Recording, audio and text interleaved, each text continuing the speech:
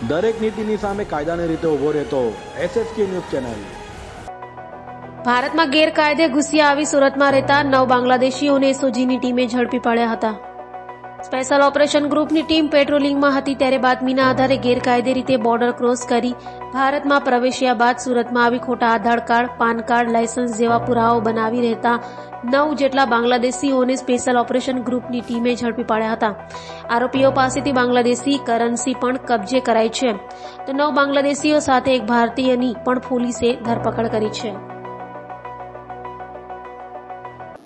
સુરત શહેરમાં ઘણા બધા લોકો ભારતના જુદા જુદા રાજ્યોમાંથી વેપાર ધંધા અને મજૂરી અને રોજીરોટી માટે આવતા હોય છે, પણ એવામાં જ એસઓજી અને પીસીબીની ટીમે એક એવા નેટવર્ક પકડ્યા છે જેમાં બાંગ્લાદેશી લોકોને ગેરકાયદેસર રીતે ઇન્ડિયામાં લાવી અને ખોટા દસ્તાવેજો એટલે બનાવટી દસ્તાવેજો મારફતે એના આધાર કાર્ડ પણ ફોટોશોપ વડે બનાવવાનો અને ઇન્ડિયામાં સેટલ કરાવવાની એક ગેંગ પકડવામાં આવી છે, જે બાંગ્લાદેશી હોવા છતાં પોતાની જાતને ભારતીય નાગરિક તરીકે પુરવાર કરતા રહ્યા છે। એવા મોહમ્મદ હારૂન રશીદ, જે મુખ્ય માણસ છે, મોહમ્મદ હારૂન રશીદ, મોહમ્મદ હમીદ, આ જિલ્લો મેમનસિંહ બાંગ્લાદેશનો રહેવાસી છે અને એક ઇન્ડિયાનો માણસ છે જે કડોદરા વિસ્તારમાં રહે છે, એનું નામ છે આકાશભાઈ સંજયભાઈ માનકર। આ Shri Ganesh enterprise Aradhana dream gate number 3-4 Jolwa ગામ કડોદરા ખાતે રહે છે અને આ આકાશ સંજયભાઈ માનકરે PAN card, election card, driving licence વગેરે બનાવટી ભારતીય ડોક્યુમેન્ટ ફોટોશોપ એપ્લિકેશન વડે બનાવીને આ લોકોને આપતા હતા। હારૂન રશીદને એના સાથેના જે કુલ 9 માણસો પકડાના છે, આ તમામ બાંગ્લાદેશના જુદા જુદા જિલ્લાઓ જેવા કે મેમનસિંહ, નોરાઇલ, જોયપુર હાટ અને બારિશાલ, આ તમામ જિલ્લાઓના આ લોકો રહેવાસી છે। ત્યાંથી મહિલાઓને પણ સાથે લઈને આવતા હતા, કેમ કે આ 9માંથી 3 મહિલાઓ છે અને આ મહિલાઓને ત્યાંથી પ્રલોભન બતાવીને અહીં લઈને આવતા હતા અને એને સ્પા અને દેહ વિક્રયના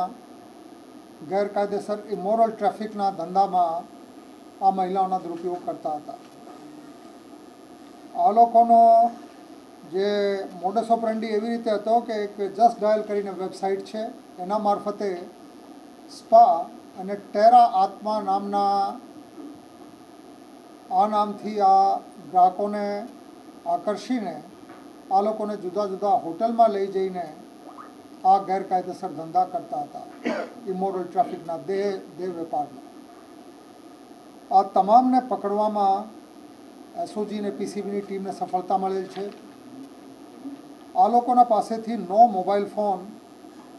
ભારતીય આધાર કાર્ડની જે ખોટી રીતે બનાવેલું ફોર્સ્ડ આધાર છે એવા 11 કોપી, ભારતીય પેન કાર્ડની કોપી 8, બાંગ્લાદેશનું નેશનલ આઈ કાર્ડની લેમિનેશન કોપી 8, ભારતીય ડ્રાઇવિંગ લાયસન્સની લેમિનેશન કોપી 1, આરસી બુક 3, અલગ અલગ બેંકના ડેબિટ કાર્ડ 5, સ્પાઇસ જેટ ફ્લાઇટનો બોર્ડિંગ પાસ 1 અને આ પ્રકારે જુદા જુદા ડોક્યુમેન્ટ એની પાસેથી રિકવર કરવામાં આવ્યા છે। સાથે સાથે બાંગ્લાદેશની કરન્સી ટકાની કુલ 26 નોટ, જેની કુલ ટકા 4,920 થાય છે, આ તમામ વસ્તુઓ કબજે લેવામાં આવી છે। એવી રીતે 7 કુલ ગુના આ આરોપીઓ વિરુદ્ધમાં રજીસ્ટર કરવામાં આવ્યા છે,